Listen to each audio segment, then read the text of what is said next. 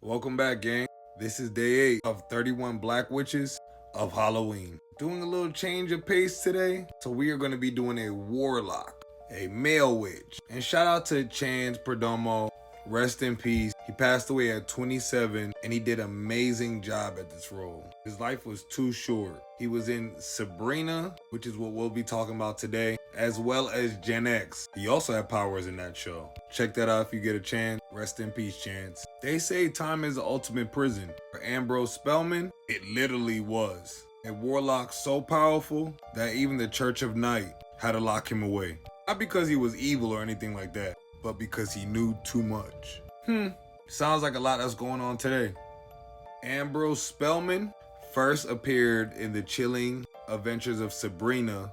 Used to be Sabrina the Teenage Witch, and it's just way darker now. More for adults, not for kids anymore. The first couple episodes throw you off with all the Satan worshiping and all that, but keep going, it gets better if you haven't watched it yet. So Ambrose is Sabrina's cousin, mentor, and sometimes co-conspirator. But behind his charm and sarcasm was a cursed old soul. Ambrose was once part of the Church of Night, a secret society of witches who served the Dark Lord. But after plotting to blow up the Vatican, yes, the actual Vatican, he was caught and sentenced to house arrest for over 75 years. So at this point, Ambrose is about 134. They stripped him of his freedom, but couldn't strip him of his magic. He became a scholar for the forbidden. Sounds like somebody else we know, right?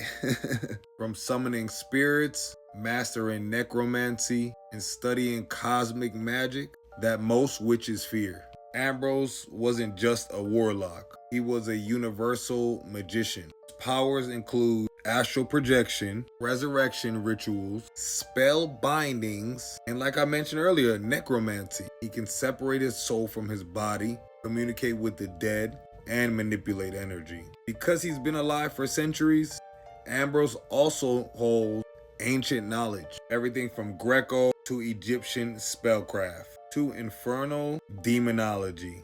Witch lore, that kind of knowledge makes you very dangerous. But his immortality wasn't a blessing. It was a sentence. Ambrose watched generations at this point live, love, and die while he remained trapped in the same house with his aunties. I feel like Ambrose's humanity is what made him unforgettable in this series. The man was extremely loyal, almost to a fault. Sabrina was constantly getting him into shit. I'd have been cut her off, niece or not.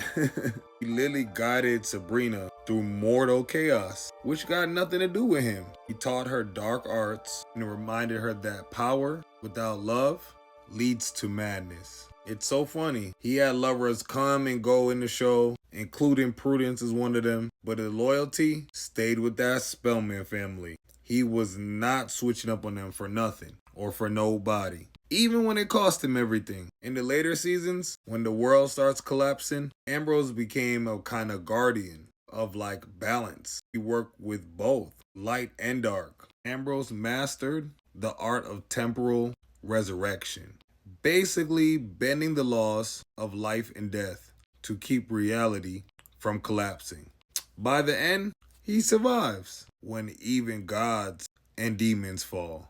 Ambrose just reminds you that knowledge is the real power, if you know what I'm saying. And isolation comes at a price.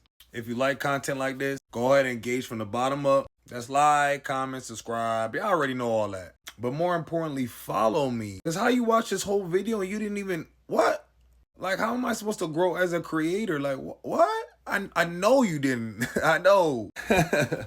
I love y'all. I appreciate y'all. Let me know what y'all think in the comments. Did y'all like Ambrose? Did y'all not like him? I didn't hate how the writers wrote him. Y'all know most of the time, I hate how the writers write black characters. But I didn't mind how they wrote him. He could have been a little more powerful. I'm saying like more action scenes. Should a little more BTA. Belt to ass. And as always, this is only for entertainment purposes only. Allegedly, hypothetically speaking. Don't forget to sub up to my channels, Cube of Lore, and my Cube Oxley channel. I stream every single day as well, so let me know if you want to jump in the chat and conversate about some of this. Alright, I'm going to call y'all back later. But y'all know it's getting weird out here, so be careful. Be careful. Be careful.